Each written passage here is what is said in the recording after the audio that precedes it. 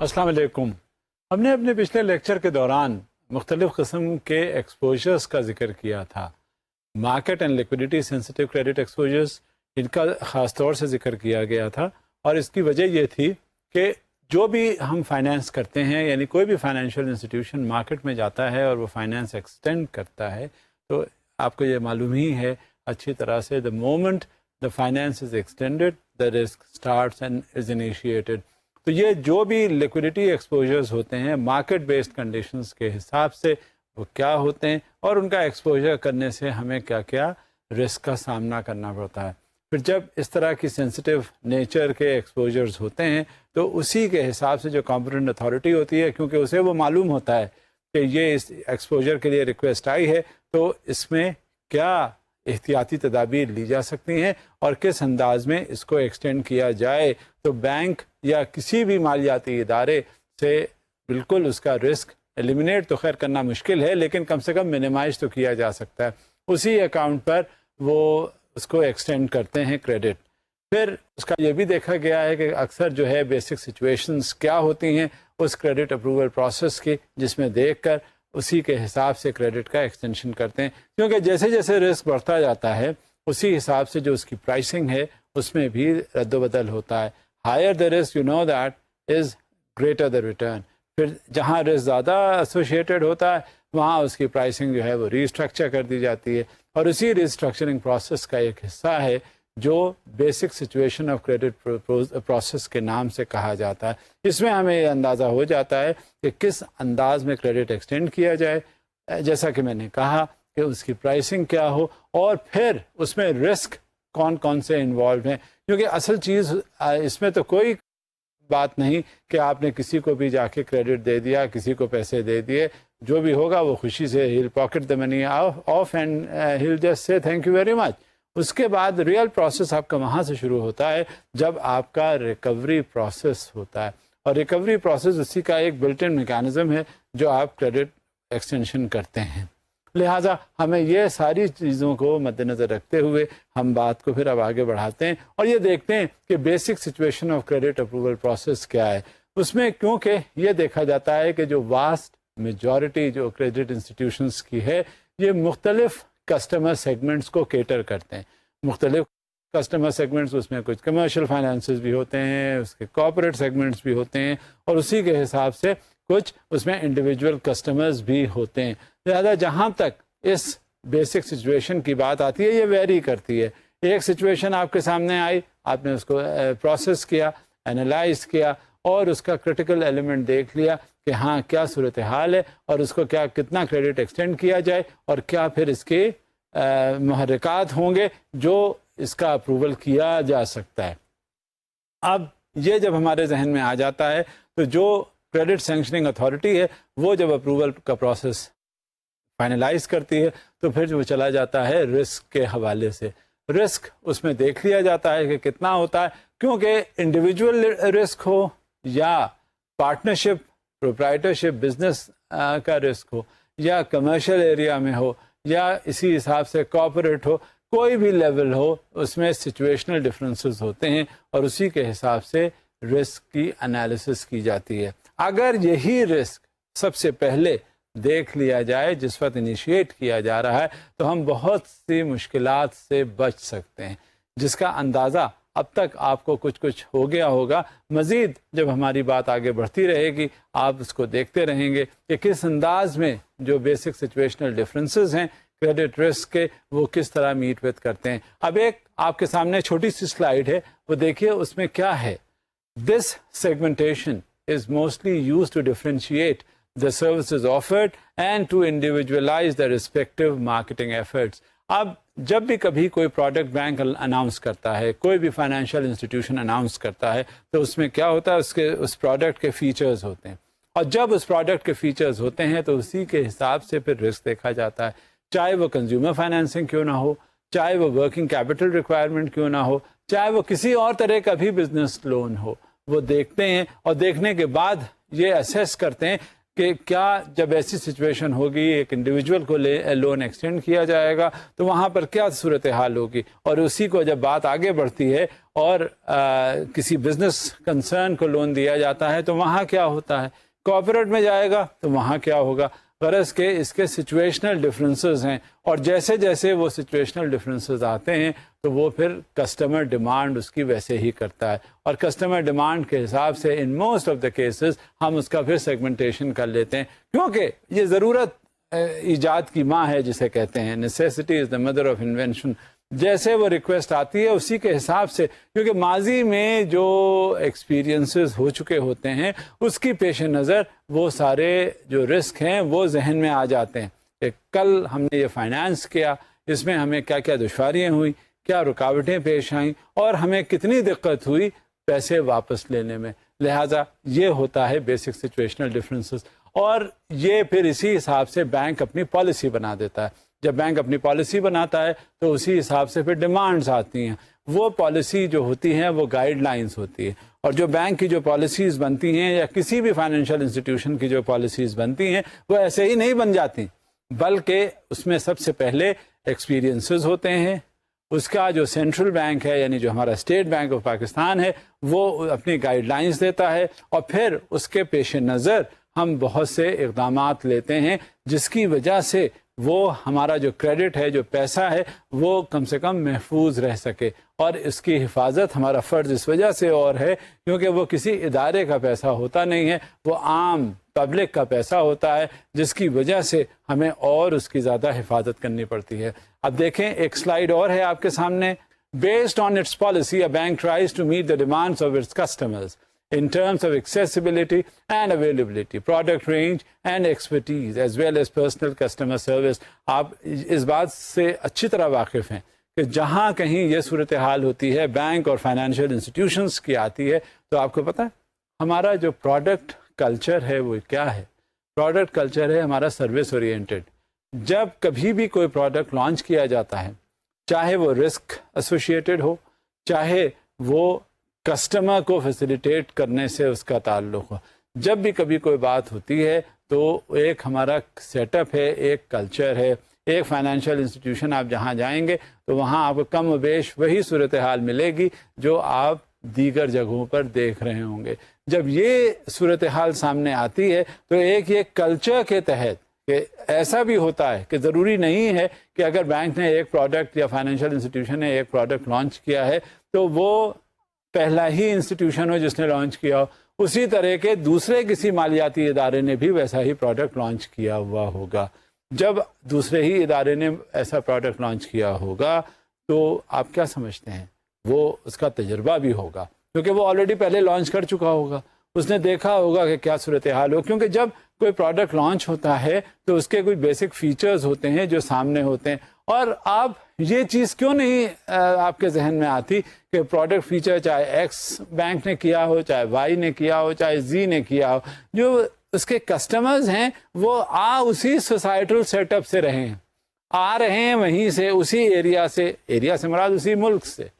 ساری بات یہی ہوتی ہے کہ جو وہاں پہ ہوتا ہے اس کے حساب سے وہ فیچرز کوائن کیے جاتے ہیں اور انٹروڈیوس کیے جاتے ہیں. لہذا ان کا جو ریاکشن ہے اگر وہ کسی ایک مالیاتی ادارے میں ہے تو دوسرے مالیاتی ادارے میں بھی وہی ہوگا. تو اس کے لیے ہمیں بہت سی پیش بندیاں کرنی ضروری ہوتی ہیں تاکہ اگر ایک ادارے کو یہ مشکلات پیش ہوئی ہیں تو دوسرا ادارہ جو اسی کم و بیش وہی پروڈکٹ جو لانچ کر رہا ہے, مختلف نام ہوتے ہیں, مختلف ان کی کنڈیشنالٹیز ہوتی ہیں, مختلف اس کے اندر باتیں ہوتی ہیں, وہ آپ اگر دیکھیں گے کیونکہ اس وجہ سے یہ ضروری ہوتا ہے کہ سینٹرل بینک مانیٹر کر رہا ہوتا ہے, اسٹیٹ بینک اسے آرگنائز کر رہا ہوتا ہے, اسٹیٹ بینک گائیڈ لائنز دے رہا ہوتا ہے, وہ پروڈینشیل ریگولیشنز بناتا ہے, مانیٹری اتھارٹی وہ ہے اور ریگولیٹری اتھارٹی ہے, ہر چیز ریگولیٹ وہی کرتا ہے. تو ہم کیسے اس سے تجاوز کر سکتے ہیں؟ یہ ہماری انہیرنٹ کنڈیشن ہوتی ہے جب ہم کوئی پروڈکٹ لانچ کرتے ہیں. تو اب وہ ان تجربات کو ہم سامنے رکھتے ہیں اور پھر اپنا پروڈکٹ مارکیٹ میں لے کر آتے ہیں. اب دیکھیں یہ سلائیڈ کیا کہہ رہی ہے آپ کے سامنے. In practice linking sales with the risk analysis units is not an issue in many cases at first. The sales organization often determines the process design in the risk analysis units. Thus, the existing variety of segments on the sales side is often reflected in the structure and process design of the credit analysis. میں آپ سے ذکر کر رہا تھا classification کا. Classification اس کو یوں اگر سمجھ لیں, یا اس کے علاوہ اگر کلاسیفیکیشن کا نام نہ لیا جائے, اس کو سیگمنٹیشن کا انداز سمجھ لیا جائے, تو وہ بھی بات ایک ہوتی ہے, کیونکہ وہ سیگمنٹیشن جو ہے وہ اسی حساب سے پھر کلاسیفیکیشن آگے بن جاتا ہے. اور جب بھی کوئی, یہ میں آپ سے اس کا ذکر میں نے خاص طور سے کیا اور ابھی پھر میں دہراؤں گا کہ جب بھی کبھی کوئی ماڈل بنایا جاتا ہے, کوئی پروڈکٹ اناؤنس کیا جاتا ہے, لانچ کیا جاتا ہے, تو سب سے پہلے پروڈکٹ تو آسان ہے, لانچ کر دیں آپ. اس کے بعد جو انہیرنٹ رسک اس میں پوشیدہ ہیں اس کی بہت زیادہ ضرورت ہوتی ہے. اب وہ انہیرنٹ رسک اس کے انالیسس کی جاتی ہے اور اس کو اسی حساب سے کلاسیفائی کیا جاتا ہے, کیونکہ ہمیں یہ معلوم ہوتا ہے کہ جس وقت کوئی پروڈکٹ اناؤنس کیا جا رہا ہے اس میں کچھ پوشیدہ رسک ضرور ہیں, اور وہ ان ماڈلز کو ذہن میں رکھ کر ہی وہ اینالائز کر دیا جاتا ہے. آپ نے یہ سنا ہوگا گائے بگائے, جب بھی کبھی کوئی بات ہوتی ہے, بینک کا کریڈٹ ایکسپوجر ہوا یا کسی فائنینشیل انسٹیٹیوشن کا کریڈٹ ایکسپوجر ہوا, یا سینٹرل بینک نے یا جو اسٹیٹ بینک ہمارا ہے اس نے گائیڈ لائنز دی, اس نے پروویژننگ پہ زیادہ زور دیا ہے. اب پروویژننگ پہ کیوں زور دیا ہوتا ہے؟ وجہ اس کی کیا ہے؟ وجہ اس کی یہ ہے کہ جس وقت کریڈٹ ایکسٹینڈ کیا جا رہا ہوتا ہے تو اسی رسک کے پیش نظر جو انہیرنٹ اس میں ہے وہ یہ سمجھ لیا جاتا ہے کہ یہ رسک کتنا ہے, جب تو اس میں یقین رکھیے کہ کچھ نہ کچھ پیسہ جو ہے وہ واپس نہیں آئے گا. جب واپس نہیں آئے گا تو جو بینک نے ان پیسوں سے جو واپس آ رہے ہیں پروفٹ ارن کیا ہے اس میں سے کچھ رقم ادھر رکھ دی, مختص کر دی جاتی ہے ان اماؤنٹس کے لیے جو واپس نہیں آ رہے. اسی وجہ سے ان کو کہا جاتا ہے کہ ہاں یہ پروویژن کر دیا گیا فائنانس. اب جب یہ پروویژننگ ان کی ہو جاتی ہے تو پھر بینک یا جو بھی فائنینشیل انسٹیٹیوشن ہے ان رقومات سے کچھ اپنے آپ کو سیکیور سمجھتا ہے کہ چلو 5% ہے جو ہم نے کریڈٹ ایکسٹینڈ کیا وہ واپس نہیں آئے گا. اگر اب یہ واپس نہیں آیا تو کوئی بات نہیں, ہمارے پاس جو اس کا پروفٹ ہے وہ اس سے ہم نے پروویژن کیا ہوا ہے, اور ہم will make up the loss that is there on account of the extension in credit and which we are not going to get it back from the customers as per demand, as per the situational analysis, as far as the risk is concerned and the inherent element of the people or the customer not paying back the money, at least a percentage is determined accordingly. So this is how things move about. Now another slide for it. While classifications in terms of customer segments are, for example, complemented by product-specific segments, there appears to be no uniform model. Given the different sizes of the banks, the lack of volume of comparable claims in small banks renders such a model inadequate, also for reasons of complexity, efficiency, and customer orientation. اب یہ inherent ہے بات, کیونکہ جب objective اور subjective assessment آپ اس کا risk کا کرتے ہیں تو آپ کو یہ بخوبی اندازہ ہو جاتا ہے کہ اس کا کیا کرائٹیریا ہے, اور یہ جو پروڈکٹ لانچ ہو رہا ہے اس میں کریڈٹ رسک کتنا ایلیمنٹ انوالوڈ ہے. آپ چاہے وہ بینک کا کون سا سائز ہو, بہت بڑا بینک ہو چاہے چھوٹا بینک ہو, اس میں آپ جو بھی پروڈکٹ ایکسٹینڈ کر رہے ہوتے ہیں اس میں جو انہیرنٹ ایلیمنٹ ہے اس کو بہت زیادہ ٹرانسپیرنٹ ہونا چاہیے, تاکہ ڈاؤن دا لائن پالیسی جس وقت بنائی گئی اور پالیسی کا جب امپلیمنٹیشن ہونے کے لیے بات آگے بڑھی اور جو فرنٹ لائنرز پالیسی امپلیمنٹ کر رہے ہیں ان کو بخوبی اندازہ ہونا چاہیے کہ اس میں آبجیکٹو رسک کیا آئیں گے, جو ہوں گے ہی, سبجیکٹو جو ان بلٹ ہیں وہ آپ کو معلوم ہونے چاہیے, اور کرائٹیریا کیا ہے. لہذا اس پریزنٹیشن سے پہلے ہمیں بخوبی پتہ ہونا چاہیے کہ وہ کیا کریڈٹ رسک ہیں, اور یہ ڈٹرمن کرے گا سچویشنل انالیسس کرنے کے بعد.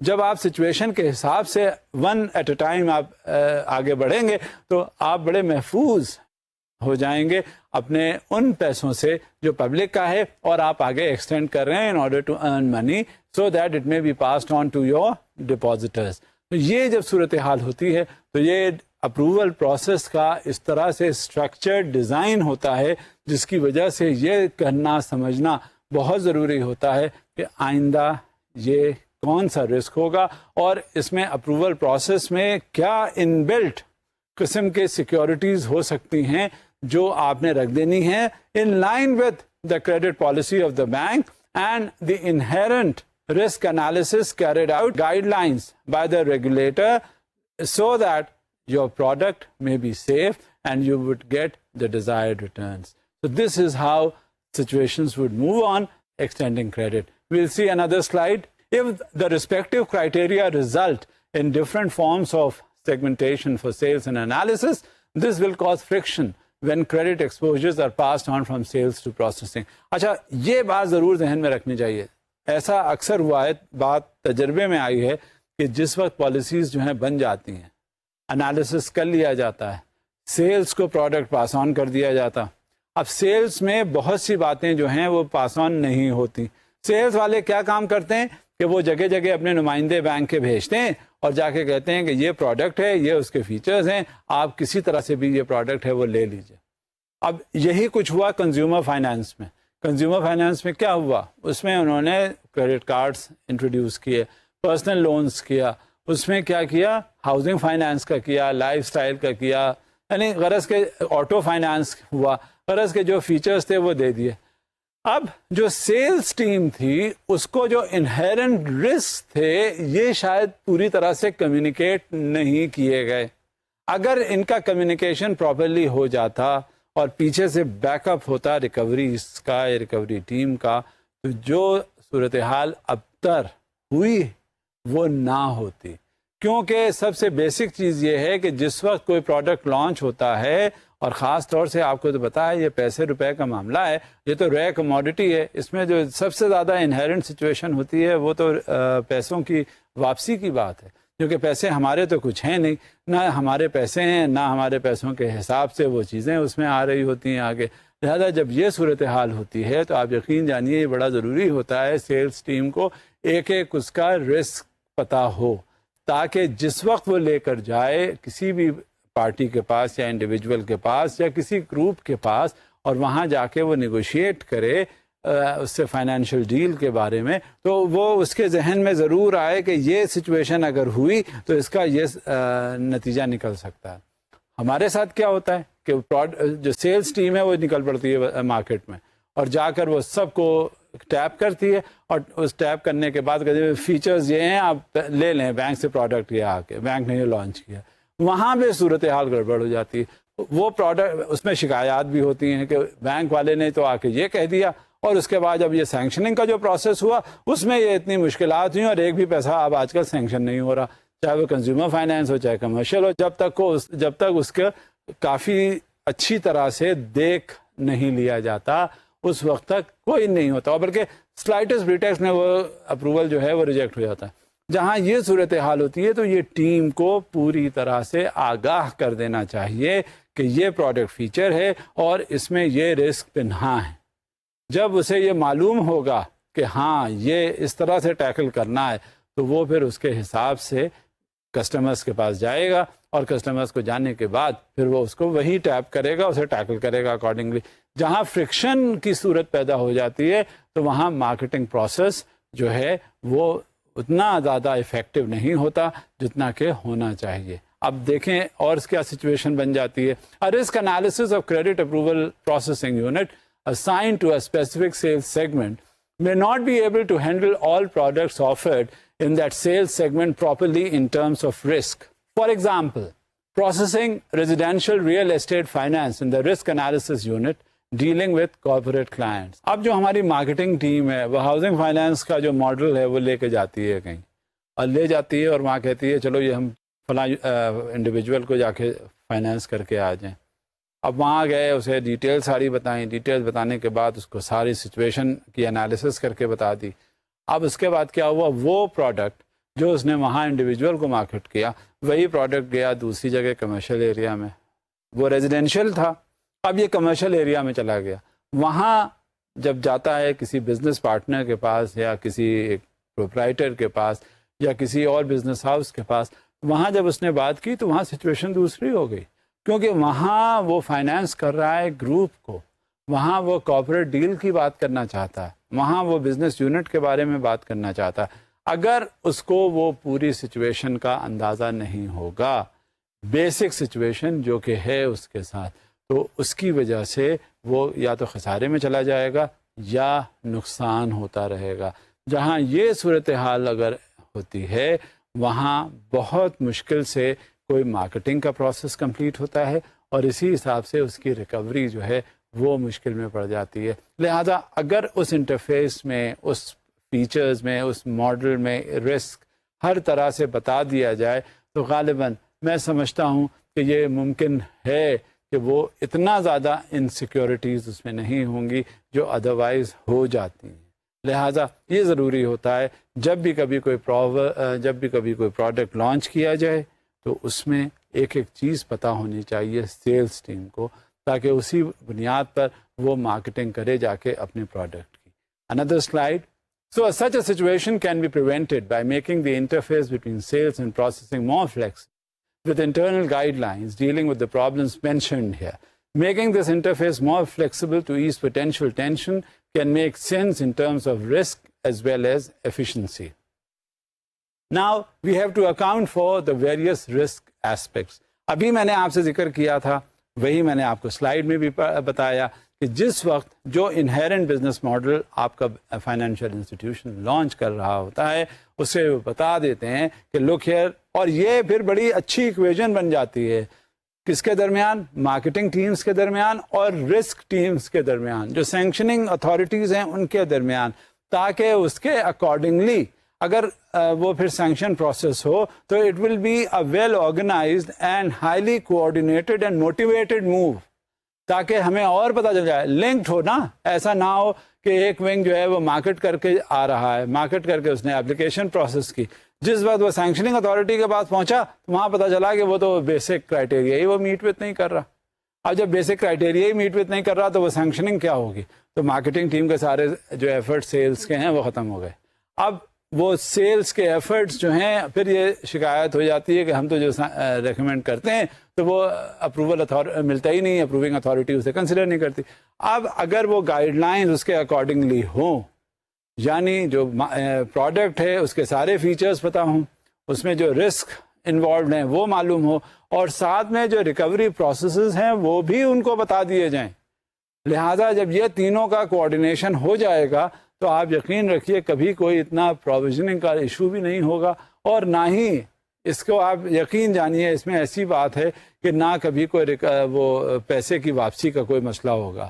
جب نہ اپروول کا کوئی پروسیس کا انوالومنٹ ہوگا، غلط قسم کا سینکشن نہیں ہوگا، اور یہ سارا لنکڈ ہے ایک دوسرے سے. جس وقت آپ جاتے ہیں مارکیٹ کرنے، پھر اس کا مارکیٹ ریکویسٹ آتی ہے، سینکشننگ کا پروسیس ہوتا ہے، رسک انالیسس ہوتا ہے، پھر رسک انالیسس ہونے کے بعد اسے کنوے کیا جاتا ہے، کنوے ہونے کے بعد وہ پھر ڈسبرسمنٹ ہو جاتا ہے، اس کی مانیٹرنگ ہوتی ہے، اور مانیٹرنگ کے ساتھ ساتھ پھر وہ جو اس کی ریکوری یا واپسی کے امکانات ہوتے ہیں اس میں روشنی اگر پہلے سے ہی ڈال دی جائے، کیونکہ ہر جگہ ہر پروڈکٹ ایریا میں فرق پڑ جاتا ہے.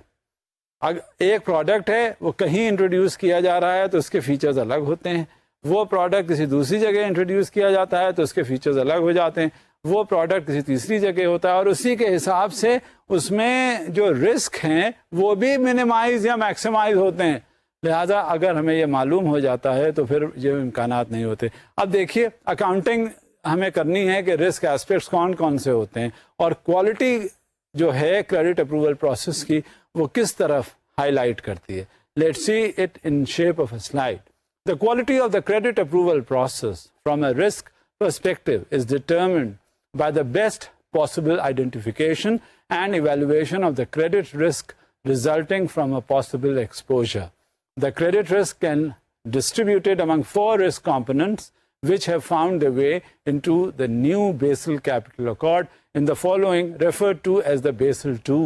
ابھی آپ سے ذکر ہوا تھا اکاؤنٹنگ فار رسک ایسپیکٹس کا. اب رسک ایسپیکٹس کا جب بھی کبھی کوئی انالیسس کیا جاتا ہے تو اس میں یہ ضرور ذہن میں رکھ لینا چاہیے کہ وہ کون سے ایسے رسک ہیں جو اس میں انوالوڈ ہیں، اور کون سے ایسے رسک کا انوالومنٹ جو ہے وہ ضروری ہے رکھنا ذہن میں.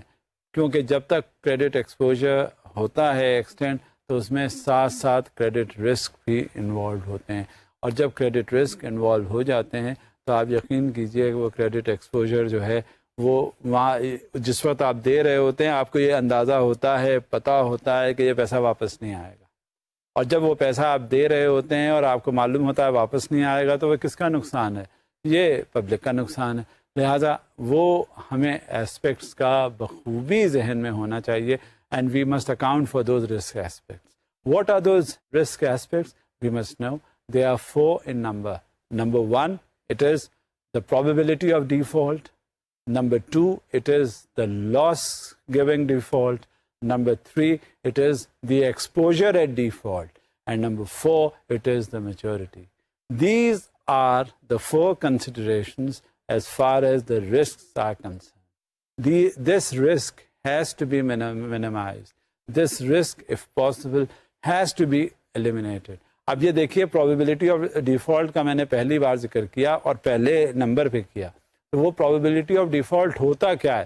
اب پروبیبلٹی آف ڈیفالٹ ہوتا یہ ہے کہ سب سے پہلی بات آ جاتی ہے کہ جس کو آپ دے رہے ہیں وہاں کیا واقعی یہ لے گا پیسے اور یہ دے گا نہیں، یا یہ کن حالات میں ہے جس میں اگر کل کو خدا نخواستہ کوئی ایسی بات ہوئی تو یہ بینک کا پیسہ یا فائنینشیل انسٹیٹیوشن کا نہیں دے گا، یا کوئی اور صورت ہو سکتی ہے جس میں چانسز زیادہ ہیں کہ یہ جو بینک کا پیسہ ہے یہ واپس نہیں آئے گا. یہ جس وقت پروبیبلٹیز آپ اپنے ذہن میں رکھ لیتے ہیں اس کے حساب سے جب آپ آگے بڑھتے ہیں تو آپ کو پتہ چل جاتا ہے کہ واقعی یہ سیکیورڈ فائنینس ہے. اور اس کی وجہ اب دیکھیں ہر جگہ ضروری نہیں ہوتا کہ جو آپ نے سیکیورٹیز لی ہیں وہ آپ صرف اگر اس نے ڈیفالٹ کیا تو لٹیگیشن میں چلے گئے اور وہاں جا کے اس نے پراپرٹی بیچی اور بیچنے کے بعد پیسے واپس کیے.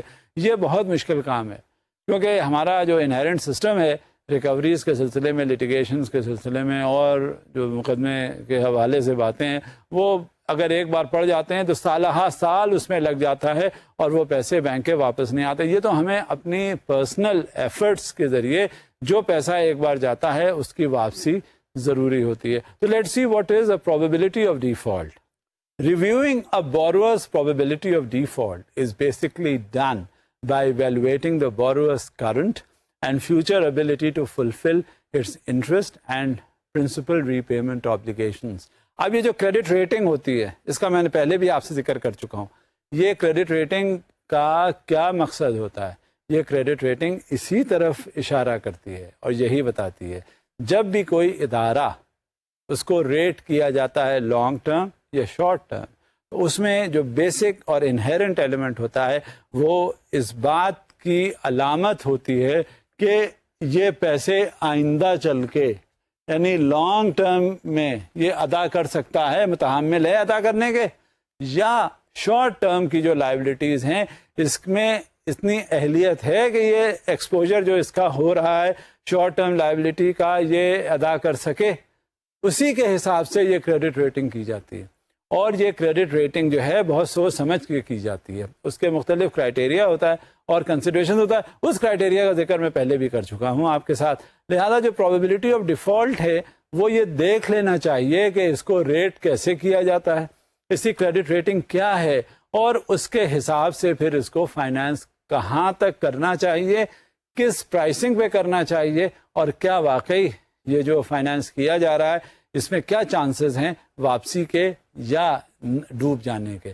جب یہ ساری چیزیں ہم پروبیبلٹیز انالائز کر لیتے ہیں تو اس کے حساب سے پھر ایکسٹینشن ہوتا ہے. مزید ہم دیکھیں آگے یہ کیا ہے صورتحال. This evaluation has to take into account various characteristics of the borrower, natural or legal, which should lead to a differentiation of the credit approval processes in accordance with the borrower served by the bank.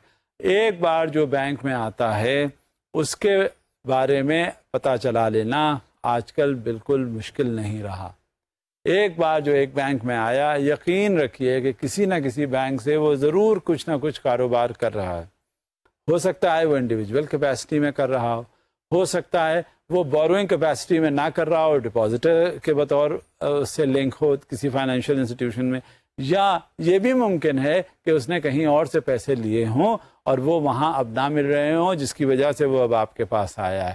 یا جب آپ کے پاس آیا ہے تو آپ اس کو یہ دیکھ رہے ہیں کہ اس کا کاروباری جو سلسلہ ہے وہ کس قدر اچھا ہے یا نہیں ہے، یہ ادائیگی کر سکتا ہے یا نہیں.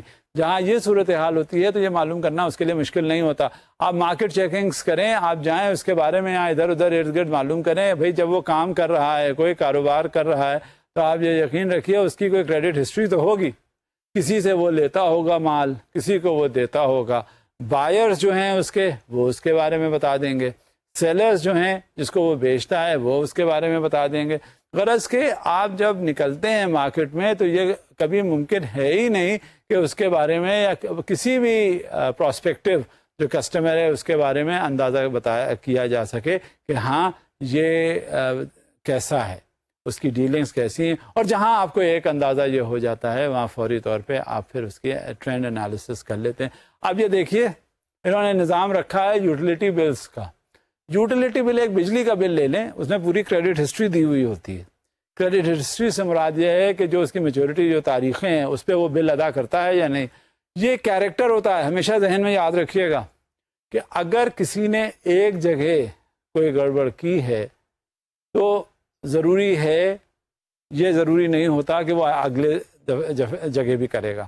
لیکن ہاں اس کی جو ہسٹری ہے ایک بار کر دی, دوسری بار کر دی, سبارہ کر دی. اگر آپ اس کی ٹرینڈ انالیسس یا اس کا وہ کریڈٹ ہسٹری دیکھیے گا کہ وہ میچورٹی پر بل ادا ہی نہیں کرتا اور بعد میں دے دیتا ہے, تو یہ آپ کو اس کے بارے میں یقین ہو جانا چاہیے کہ آج اس نے یہاں گڑبڑ کی ہے تو آپ کے پاس آ کے ضرور گڑبڑ کرے گا, اور جہاں روپے پیسے کی بات آتی ہے وہاں ضرور گڑبڑ کرے. معاملات لے لو, اسی پہ تو کہا ہے کہ کسی کے بارے میں اندازہ کرنا ہو تو اس سے معاملات کر کے دیکھو. معاملات سے مراد یہ نہیں ہے کہ اسے بات چیت کر کے دیکھو, بلکہ اس سے یہ ہے کہ اس سے آپ اپنا ٹرانزیکشنز کر کے دیکھیں, اس سے کچھ لے لیں پیسہ یا دے دیں. اس شخص کے بارے میں اچھی طرح اندازہ ہو جائے گا کہ واقعی کیا مسائل ہیں اس کے ساتھ. لہذا جب آپ معاملات کی روشنی میں آتے ہیں تو وہاں آپ کو اندازہ ہو جاتا ہے کہ اس میں کتنا رسک انوالوڈ ہے. جو کسٹمر ہے آپ کا وہ, جو آپ کا بزنس کنسرن ہے وہ, جو کارپوریٹ سیگمنٹ ہے وہ, آپ کو ری پیمنٹس مشکل سے ملتے ہیں, اس کے کیش فلوز کی کیا صورتحال ہے, اس کے ریسورسز کیا ہیں, اس کی ایبلٹیز ٹو پے کیا ہے. کیونکہ اصل چیز یہ ہوتی ہے کہ یا وہ عادتاً ایسا کرتا ہے یا اس کے پاس واقعی مسائلی جو فائنینشیل کنسیڈریشنز ہیں وہ پورے نہیں رہ جاتے. جہاں یہ صورتحال رہتی ہے, ری پیمنٹس کی باتیں جہاں پہ آتی ہیں, وہاں یہ پتہ چل جاتا ہے. اب سب سے پہلے تو اس کے انفلوز دیکھ لینے چاہیے کہ جو ری پیمنٹ کیپیسٹی ہے, ری پیمنٹ کیپیسٹی کے ساتھ ساتھ پھر اس کا ٹرینڈ انالیسس یا جو اس کا رسک انالیسس ہے وہ کر لینا چاہیے. مزید سلائیڈ ہے آپ کے سامنے. Furthermore, it has to be taken into account that for certain finance transactions, interest and principal repayments should be financed exclusively from the cash flow of the object to be financed without the possibility for recourse to further assets of the borrower. Basic آج کل جو سلسلہ ہے وہ یہی ہے کہ جس وقت آپ اس کی انالیسس کرتے ہیں تو وہ ریسورس اس کا کیا ہے, کیش فلوز کیا ہیں, ری پیمنٹس کیا ہیں. آپ جائیے, کوئی کاروباری بندہ ہو تو اس کے بارے میں آپ وہاں جا کے بیٹھ جائیے اور آپ کو اندازہ ہو جائے گا کہ کیا اس کے ری پیمنٹس ہیں. اب یہ جو بیلنس شیٹ بنا کے دیتے ہیں, المیہ اس بات کا ہے کہ جو بیلنس شیٹ ہے جو چاہے بنا کے دے دیں. بیلنس شیٹ میں بڑے افسوس کی بات ہے یہ کہنا کہ بیلنس شیٹ جو ہے وہ کریکٹ نہیں ہوتی, صحیح نہیں ہوتی, وہ فگرز نہیں ہوتے. جو مرضی ہے وہ بوگس فگرز آپ دے دیجئے, رپورٹ کر دیجئے, اور وہ کتنی ہی بلیک سچویشن ادروائز ہو وہ آپ کو بڑی روزی پکچر بنا کے دے دیتے ہیں. تو یہ آپ ٹوٹل ریلائی نہیں کر سکتے جہاں تک فائنینشیلس کا تعلق ہے. آپ وہاں جا کے بیٹھیں, بیٹھنے کے بعد اس کا بزنس دیکھیں. 1-2 گھنٹے بیٹھنے کے بعد آپ یقین رکھیے کسی کے بارے میں اندازہ کرنا ہے کہ وہ کاروباری مسائل اس سے کیسے ہیں, وہاں جو کاروبار ہے اس کا جا کے وہاں دیکھیے, ذرا کچھ اپنا وقت لگا دیجیے, آپ کو سب کچھ اندازہ ہو جائے گا کہ اس کے بارے میں کہ یہ ری پیمنٹ کر سکتا ہے یا نہیں, اس کا کیش فلو کیا ہے. اور کیش فلو سے ہی اس کے ری پیمنٹس کی بات ہمیشہ سوچنی چاہیے. کبھی بھی اس کا جو کولیٹرل ہے یا جو بیک اپ وہ پرووائڈ کرے اس سے نہیں, کیونکہ آپ کہاں تک اس کے بیک اپ پہ جاتے رہیں گے. آپ کے پاس پیسے ہیں تو پیسے سے آپ ریکور کر لیجیے. یہ صورتحال ہے. اب دیکھیں سلائیڈ اور کیا کہتی ہے. In this case, the credit review must address the viability of the underlying business model, which means that the source of the cash flows required to meet interest and principal repayment obligations has to be included in the review. اب ہوتا کیا ہے, جس وقت financial obligations ہوتے ہیں اسے extend کیا جا رہا ہوتا ہے, تو یہ دو کنسیڈریشن ضرور ذہن میں رکھنے چاہیے, ایک تو پرنسپل, دوسرا مارک اپ. اب کیوں ذہن میں آنا چاہیے, آپ ذرا اس کو سوچیں, اور اب جو میں اب آپ سے بات کرنے جا رہا ہوں اس کا آپ ذہن میں لائیے. بات یہ ہوتی ہے پرنسپل 10 لاکھ اگر اسے دے دیے گئے تو صرف اس نے بینک کو 10 لاکھ ہی نہیں دینے ہوتے, بلکہ 10 لاکھ سے زیادہ اس پہ پرائسنگ کا جو کنسیڈریشن ہوتا ہے وہ انتہائی ضروری ہوتا ہے. اور ضروری کیوں ہوتا ہے, جو وہ کاروبار کر رہا ہے اس سے کیا اس کو اتنا نفع ہو رہا ہے کہ وہ آپ کا مارک اپ, یعنی ہمارا مارک اپ جو فائنینشیل انسٹیٹیوشن کا ہے یا پرائسنگ ہے یا جو بھی انٹرسٹ ہے, وہ ادا کر سکنے کی پوزیشن میں ہے یا نہیں. اگر وہ چیز جو وہ بیچ رہا ہے, فروخت کر رہا ہے, جو پروڈکٹ وہ دے رہا ہے, کیا وہ اتنے کی بازار میں بک رہی ہے کہ اس میں جو بینک کا مارک اپ ہے یا انٹرسٹ ہے وہ پورا ہو سکے گا, اور جب وہ پورا ہو سکتا ہے تو کیا صرف وہی پورا ہوگا یا اس میں مزید اس کی کوئی گنجائش ہے بچت کی, کیونکہ وہ کھائے گا کہاں سے اگر سارا جو پیسہ وہ کمایا اور اس نے بینک کو دے دیا.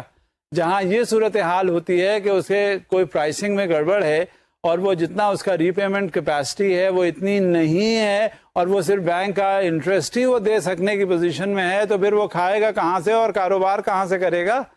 یہ جو فیکٹرز ہیں دونوں, ایک تو ری پیمنٹ آف پرنسپل اور دوسرا ری پیمنٹ آف مارک اپ یا جسے کہتے ہیں انٹرسٹ, جب ان کو علیحدہ علیحدہ انالائز کیا جاتا ہے تو آپ اور سیکیور ایریا میں پہنچ جاتے ہیں کہ ہاں یہ پرنسپل تو واپس کروائے گا ہی, کرنا ہی ہے, اور ساتھ میں اس کا انٹرسٹ بھی ضروری ہے.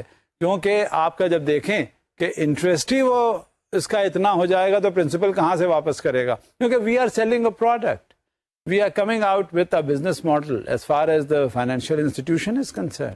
اور کوئی چیریٹیبل انسٹیٹیوشن تو بینک ہے نہیں کہ اس نے کہہ دیا لے جاؤ پیسے کاروبار کرو اور جب واپس تمہارے پاس ہو تو واپس کر دینا. بینک تو آیا ہے کمرشل پوائنٹ آف ویو سے, بینک تو آیا ہے پروفٹ جنریٹ کرنے کے لیے, پروفٹ ارننگ یونٹ ہے. اگر بینک یہ کمپرومائزز کرے گا تو وہ, آپ نے دیکھا ایک مثال ہے, اگر گھوڑا گھاس سے دوستی کرے تو وہ کھائے گا کیا.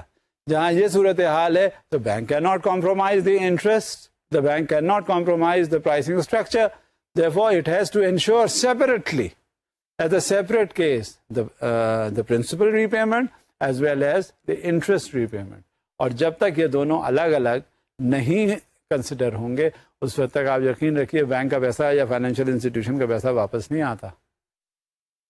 اب دوسرا جو ایسپیکٹ تھا لاس گیون ڈیفالٹ, وہ کیا ہے؟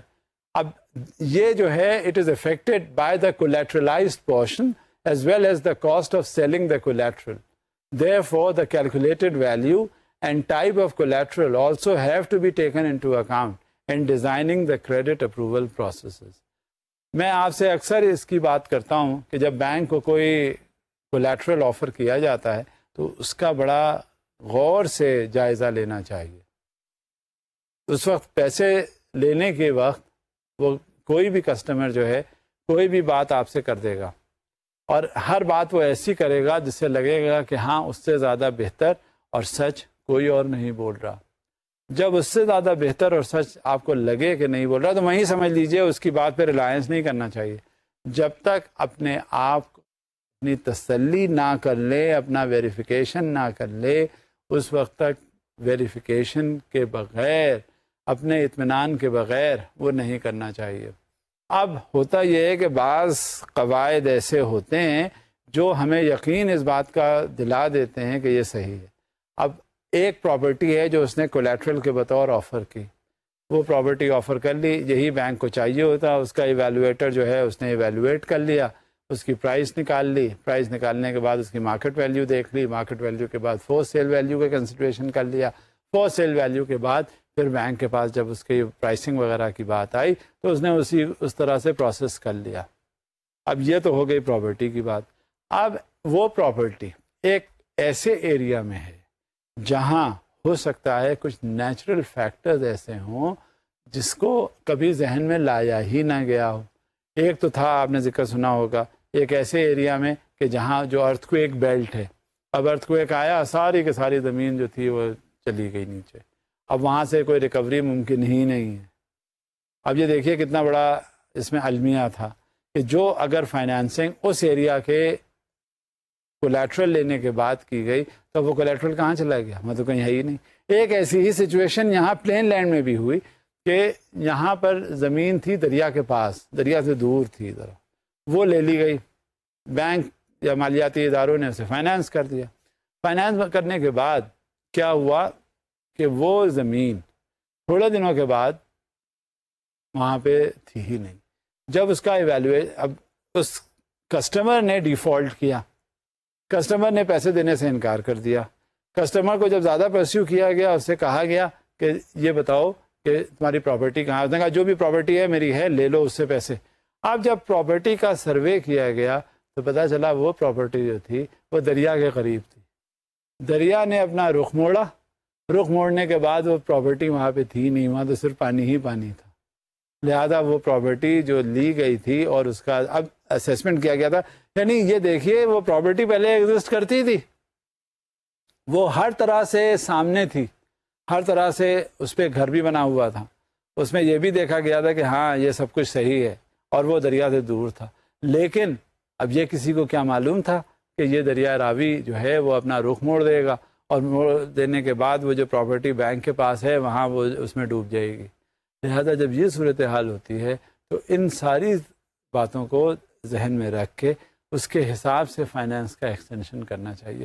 یہ فائنانس اتنا ہنسی کھیل نہیں ہے ایکسٹینڈ کرنا, سینکشن کرنا. یہ اس میں بہت دوربینی کی ضرورت ہوتی ہے. اس میں ہر طرح سے ہمیں دیکھنا پڑتا ہے کہ کیا ہم کر رہے ہیں اور کیا کرنے جا رہے ہیں, اور اس کا اثر آگے کیا ہوگا, اس کا عمل درآمد ہمیں کس طرح سے کرنا ہے. صرف آنکھیں بند کر لینا اور وہ رولز جو دیے گئے ہیں انہیں تو فالو کرنے کی ضرورت ہے, مگر ان رولز کا انہیرنٹلی امپلیمنٹیشن کروانا بڑا ضروری ہے. یہ تھوڑی ہے مطلب کہ پراپرٹی لے لو, یہ بینک نے ایک رول بنا دیا, اسٹیٹ بینک نے اسے کہا کہ یہ تم کرو.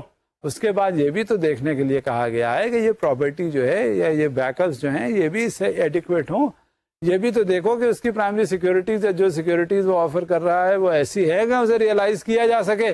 لہٰذا جب یہ صورتحال ہوتی ہے تو ہمیں اپنی آنکھیں اور کان دونوں بہت کھلے رکھنے چاہیے جب ہم کوئی بھی فائنانس ایکسٹینڈ کرنے جا رہے ہیں. اب یہ دیکھیے تیسری جو کنڈیشن ہے ایکسپوجر ایٹ ڈیفالٹ, وہ کیا ہے؟ In the vast majority of the cases described here, the exposure at default corresponds to the amount owed to the bank.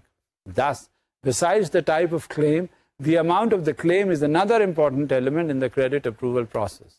Thus, 4 factors should be taken into account in the segmentation of credit approval processes. اب یہ credit at default کیا ہوتا ہے, exposure at default کیا ہوتا ہے, اس میں سب سے پہلے ہمیں کیا کیا چیزیں دیکھنی چاہیے. اب مختلف کنڈیشنز ہوتی ہیں, اس میں تو سب سے پہلے بورور کا ٹائپ کیا ہوتا ہے, سورس کیا ہوتا ہے, اور جو ویلیو اور ٹائپ آف کولیٹرل ہے اور اماؤنٹ یا ٹائپ آف کلیم ہے وہ کیا ہے. اب سب سے پہلے یہ ضروری ہوتا ہے کہ value and type of collateral, یہ تو آپ نے اسیس کر لیا کہ کیا ہے ویلیو. اس سے پہلے کیا ہوا کہ اگر آپ, یہ تو ایسا بیک اپ لیا جاتا ہے نا, آج کل جو اب اس میں بڑی پروگرس ہو گئی ہے اور اس میں بڑی ماڈرن ایلیمنٹ اس میں انٹروڈیوس ہو گیا ہے کہ وہ بیک اپ جو کولیٹرل کا ہے اس پہ جاتے ہی نہیں ہیں.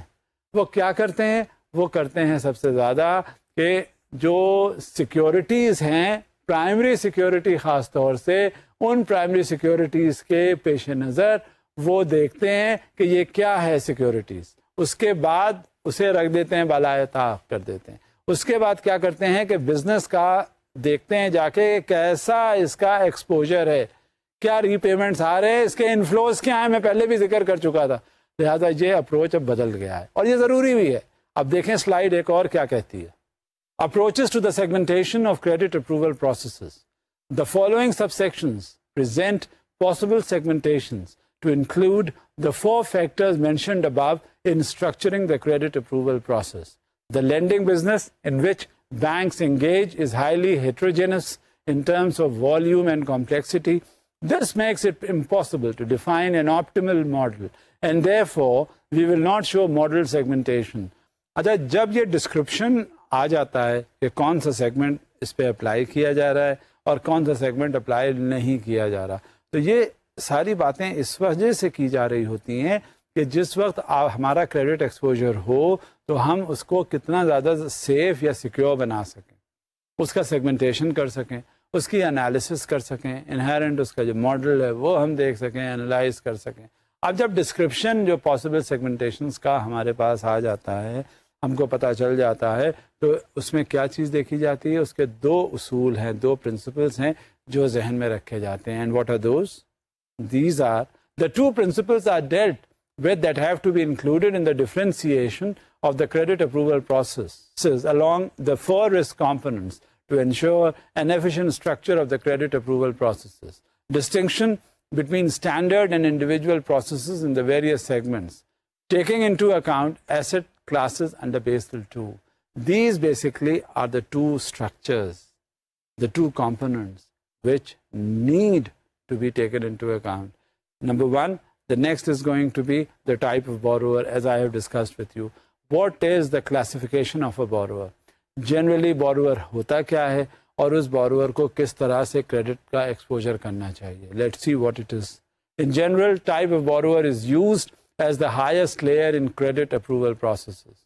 This is due to the higher priority of reviewing legal and economic conditions within the substantive credit review process. The way in which the economic situation is assessed greatly depends on the available data. The following segments can be distinguished.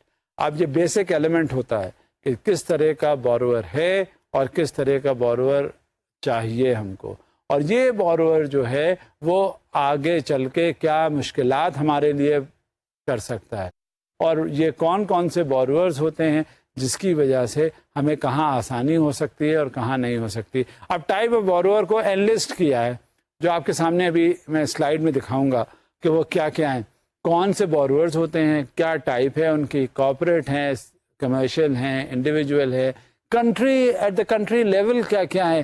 آپ کو پتہ چلے گا ہماری جو economy ہے وہ بھی تو ڈیپینڈنٹ ہے نا فائنینشیل انسٹیٹیوشنس کی, کیونکہ بعض وقت ہمیں بہت سی ایسی ضروریات ہماری ہو جاتی ہیں جو ہمیں فائنینشیل انسٹیٹیوشنس کی طرف رجوع کرنی پڑتی ہے.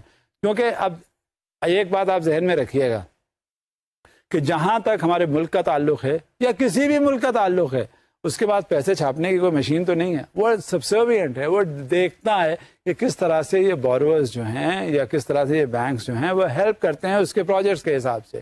وہ اسی کو وہ انٹرنیشنل ڈونر ایجنسیز ہیں ان کو بھی کانٹیکٹ کرتا ہے کہ اس کے پروڈکٹ کو یا ان کے جو پروڈکٹس کو یوٹیلائز کر کے اور فنڈ کر کے ان پروجیکٹس کو کمپلیٹ کروائے. تو وہ کوئی فنڈ جنریٹنگ نہیں ہوتی, اسے بھی بہت سے فائنینشیل انسٹیٹیوشنس کی طرف دیکھنا ہوتا ہے اور اس کے حساب سے پھر اپنی ضروریات کو پورا کرنا پڑتا ہے. بہت سے پروجیکٹس ہیں, اب گورنمنٹ جو ہے فنڈ ریز اسی طرح سے کرتی ہے کہ خود تو ایک بار جب انویسٹمنٹ ہو جاتا ہے, انویسٹمنٹ سے ریٹرنس آنے شروع ہو جاتے ہیں, وہ ریونیو جنریٹ ہو جاتا ہے, پھر اس میں انکم بڑھ جاتی ہے. اس کے بعد کیا ہوتا ہے کہ کچھ پروجیکٹس اور ہوتے ہیں ان کے لیے اتنی انکم نہیں ہوتی کہ جس سے ان پروجیکٹس کو بھی میٹ وتھ کیا جا سکے. تو اس کے لیے کیا ہوتا ہے, اس کے لیے لامحالہ آپ کو فائنینشیل انسٹیٹیوشنس کی طرف دیکھنا پڑتا ہے. جب ہمارے لوکل فائنینشیل انسٹیٹیوشنز ہماری ضروریات کو کیٹر نہیں کر سکتے, کیٹر نہ کر سکنے کی یہ وجہ نہیں ہے کہ وہ ان کے پاس پیسے نہیں ہیں, بلکہ بعض ان میں قباحتیں ہیں. مثال کے طور پر بہت ہائی ریٹ آف انٹرسٹ ہے. اب ایک سوورن ہے, ایک گورنمنٹ ہے, اگر اس نے وہ ہائی ریٹ آف انٹرسٹ پہ لے لیا اور پروجیکٹ اکمپلش کیا, پروجیکٹ پورا کروا دیا, تو جو اس کے ریٹرنز ہیں اسے ایٹ پار آئے نہیں. جب اسے ایٹ پار نہیں آئے تو وہ آگے دے گا کیا, واپس کیسے کرے گا؟ لہٰذا ان ایجنسیز کو کانٹیکٹ کیا جاتا ہے جس سے دیکھ لیا جائے کہ اس کی پرائسنگ سٹرکچر جو ہے وہ کنفارم کر رہی ہے ہماری یا اس گورنمنٹ کی ریکوائرمنٹ کو دیکھتے ہوئے. تب اب دیکھیں ٹائپ آف بورورز کیا کیا ہوتے ہیں. یہ آپ کے سامنے یہ سلائیڈ ہے. سوورنز number 1. Number 2, other public authorities, for example, regional governments and local authorities. Number 3, financial service providers, that includes credit institutions. Number 4, it is the corporates. Number 5, it is the retail. اب آپ نے دیکھ لیا یہ list, کہاں سے شروع ہوتا ہے اور کہاں سے یہ بات چل رہی ہوتی ہے. سب سے پہلے it is going to be the sovereigns, number 2 it is going to be the other public authorities, then it is the financial service providers, the fourth is the corporate and the retail. یہ سب اس میں شامل ہیں. Usually at least the segments of corporate and retail customers are differentiated further, that is by product category. تو یہ ساری چیزیں ذہن میں رکھی جاتی ہیں اور یہاں بھی وہی بیسک پرنسپل آتا ہے کہ source of cash flows. The distinction of the so-called specialized lending from other forms of corporate finance is based on the fact that the primary, if not the only source of reducing the exposure, is the income from the asset being financed, and not so much the unrelated solvency or the company behind it, which operates on a broader basis. اب یہ جو basic چیز ہے وہ یہی ہے کہ اس کے جو سورسز ہیں کبھی کبھی ہمیں پتہ نہیں چلتے کہ یہ سورسز واقعی اتنے ہیں کہ وہ فائنینس اس کا کیا جا سکے. اب مزید اس کا ایکسپلینیشن ہے. Therefore, the credit review has to focus on the asset to be financed and the expected cash flow. In order to account for this situation, the segmentation of the credit approval process should distinguish between 1. Credits to corporations, partnerships or sole proprietors, and specialized lending. These are the basic two areas which we have to see. Further on, credit institutions have to distinguish between the following forms of specialized lending in the calculation of regulatory capital. Number 1, the project finance. Number 2, the object finance. Number 3, the commodities finance. Number 4, finance of income producing commercial real estate. اب جب یہ صورتحال سامنے آ جاتی ہے تو اس میں پھر ہمیں کوئی بھی رکاوٹ ہمارے سامنے نہیں ہوتی کہ ہم اس سے اندازہ نہ لگا لیں, ہم اس کے بارے میں انالائز نہ کر سکیں کہ جو فائنینشیل ایکسپوجر ہمارا بڑھتا جا رہا ہے, جو دیکھا جا رہا ہے, اس کے لیے ہمیں کیا ایفرٹس کرنے ہوں گے اور یہ کہاں پہ یہ سچویشن ایسی آئے گی جس سے ہمارا ایکسپوجر خطرے میں پڑ سکتا ہے. اور یہی سب کچھ رکھا گیا ہے بیسل 2 اکارڈ میں. اب بیسل 2 میں رسک کی انالیسس کی, رسک کے ایکسپوجر جو انہیرنٹ پرابلمس تھیں وہ دیکھے گئے اور ان پرابلمس کے مد نظر اس میں کچھ نہ کچھ ایسی کنڈیشنز ڈالی گئیں جس کی وجہ سے وہ رسک ہمارا سیف ہو جائے. اب مزید سلائیڈ ہے. This sub division of Basel 2 primarily serves to determine the required capital correctly, but it can also prove useful from a procedural point of view. This chapter does not separately address the specific design of credit approval processes in specialized lending transactions. The general procedural provisions that should be heeded to minimize the risk also apply to the forms of finance collectively referred to as specialized lending. اور جہاں یہ specialized lending ہوتی ہے وہاں ہمیں سب سے پہلے ذہن میں رکھنا چاہیے کہ کیا اس کا طریقہ کار ہے ریٹرن کا. یہ جو میں آپ سے ہمیشہ فوکس کرتا ہوں کہ جب بھی کولیٹرل کوئی آفر کیا جائے اس کا ویلیو اس کی دیکھ لینی چاہیے, اور ٹائپ آف کولیٹرل کیا ہے, ویلیو, مارکیٹ ویلیو, دوسری اس کی فور سیل ویلیو, اور ٹائپ وہ کون سا ٹائپ ہے کولیٹرل کا, آیا کہ وہ زمین ہے یا مکان ہے یا پروجیکٹ ہے یا فیکٹری اور لینڈ اور بلڈنگ اس کی لے لی گئی ہے. کیونکہ جب یہ کوئی بات ہوتی ہے تو یہ دیکھ لینا چاہیے کہ جو پروجیکٹ اٹ سیلف ہے اگر وہ بینک نے لے لیا, اس کی مارکیٹ ویلیو ہم نے اسیس کر لی, اس کی فور سیل ویلیو ہم نے اسیس کر لی, تو اگر کل کو خطرہ کوئی اس کا ہوتا ہے تو وہ ہمیں ایک رننگ بزنس مل سکتا ہے. And at the same time جو بینک نے ایکسپوجر دیا ہے اس کو, اس پروجیکٹ کو فائنانس کیا ہے, وہ وہی اس سے ریکور کر کے اس کاروبار کو آگے بڑھاتے رہیں اور چلاتے رہیں اور بینک کے ریٹرنس آتے رہیں. جب یہ صورتحال ہو جاتی ہے تو پھر ہمیں وہ بڑا سیکیورڈ فائنانسنگ ہوتی ہے. جب اس وجہ سے یہ value and type of collateral جو ہے اس کی جو ہے اہمیت بہت ہمارے نزدیک ضروری ہے. جب کبھی بھی یہ بات آئی, جب کبھی کوئی بورور کا پرنسپل ہوا تو ہمارے ذہن میں یہی ساری چیزیں آتی ہیں کہ رسک انالیسس کیا ہے, کون کون سے اس میں رسک کے فیکٹرز انوالوڈ ہیں اور کتنے ہیں. بات یہیں آ کے ختم ہوتی ہے کہ جو بھی فائنینشیل انسٹیٹیوشنز ہوتے ہیں یا دیکھا جاتا ہے تو اس میں سب سے پہلی چیز یہ ہوتی ہے کہ کس طرح کا فائنینس ہے, مارگیج ہے یا لیزنگ ہے. جہاں یہ صورتحال ہو جاتی ہے تو وہاں آپ یقین کیجئے کہ ریٹرنز بھی ممکن ہوتے ہیں. آج آپ نے دیکھا کہ جب کبھی بھی کوئی بات اگر ہو رہی ہوتی ہے تو بیسک سچویشن کریڈٹ اپروول کی کیا ہے, accounting for the risk aspects کیا ہیں, پرابیبلٹی آف ڈیفالٹ کیا ہے, کتنے طرح کے ڈیفالٹس ہو سکتے ہیں اور اس میں فائنینشیل انسٹیٹیوشن کا کیا رول ہو سکتا ہے. جیسے جیسے بات بڑھتی جائے گی رسک کے حوالے سے ہم اور زیادہ کانسنٹریٹ کرتے جائیں گے اور ہمیں اس سے اندازہ ہوتا جائے گا کہ کتنا رسک ضروری ہے اور ایسوسیٹڈ ہے. ہم بات کو یہیں روک دیتے ہیں. رسک کا چیپٹر تو ابھی چلتا رہے گا اور اسی طرح سے بات آگے بڑھتی رہے گی. اب یہیں رک جاتے ہیں. آئندہ پھر آپ سے رسک کے حوالے سے بات ہوگی. اب اجازت دیجیے، انشاءاللہ آئندہ پھر اب ملیں گے.